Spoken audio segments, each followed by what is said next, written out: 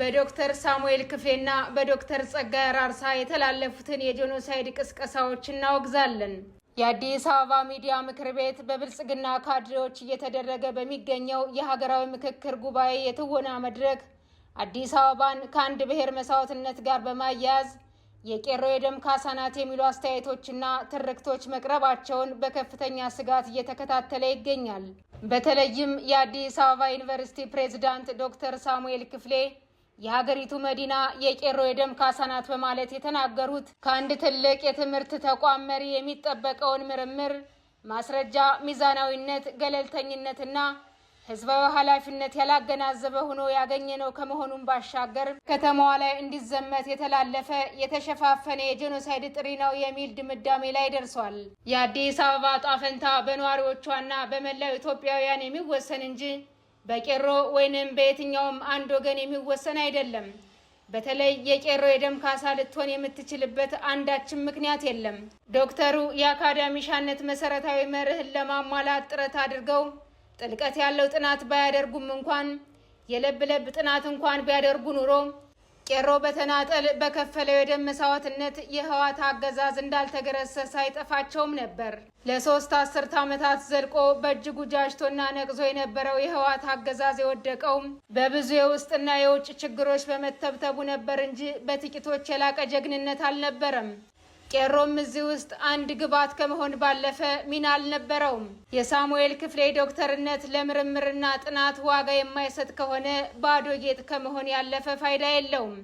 የአዲስ አበባ ዩኒቨርሲቲ ለምርምርና ጥናት ዋጋ በማይሰጥ ግለሰብ መመራቱ በእጅጉ ያሳስበናል።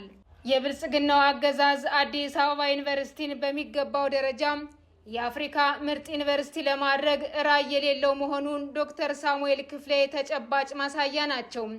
በተለይም ከዚህ ንግግራቸው በኋላ የአዲስ አበባ ዩኒቨርሲቲን መምራት አይገባቸውም፣ ምክር ቤታችን ከኃላፊነታቸው እንዲነሱ ይጠይቃል። ቦታው የባለሙያዎች እንጂ የፖለቲከኞች አይደለም።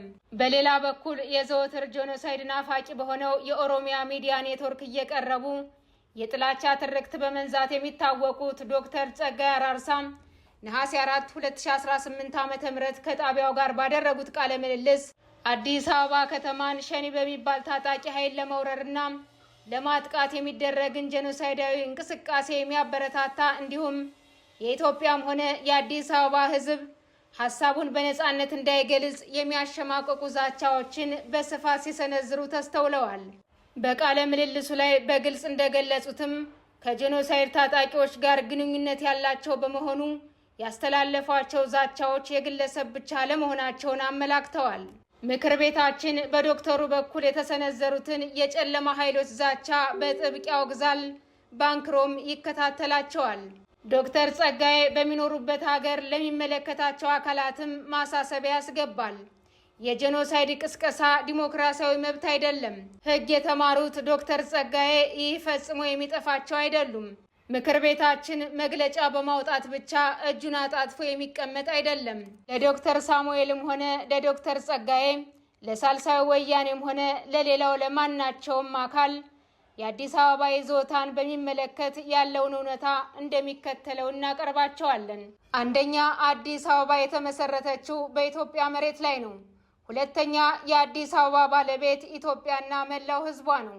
ሶስተኛ፣ አዲስ አበባ ተጠሪነቷ ለኢትዮጵያና ለማዕከላዊ መንግስቷ ብቻ ነው። ከእነዚህ 3 እውነታዎች ውጭ የሚደረጉ ማንኛቸውንም አይነት ነገሮች ጊዜያዊ ከመሆን ያለፈ ፋይዳ አይኖራቸውም። ፀሐይ ከምስራቅ ወጥታ ወደ ምዕራብ እንደምትገባው ሁሉ የአዲስ አበባና የኢትዮጵያ ሕዝብ ተፈጥሯዊ መብታቸውን በልመና ሳይሆን በትግል የሚያረጋግጡበት ጊዜ ይረፍድ ይሆናል እንጂ ፈጽሞ አይቀርም። ስንተባበር እንጠነክራለን፣ እናሸንፋለን። የአዲስ አበባ ሚዲያ ምክር ቤት ነሐሴ 5 2018 ዓ.ም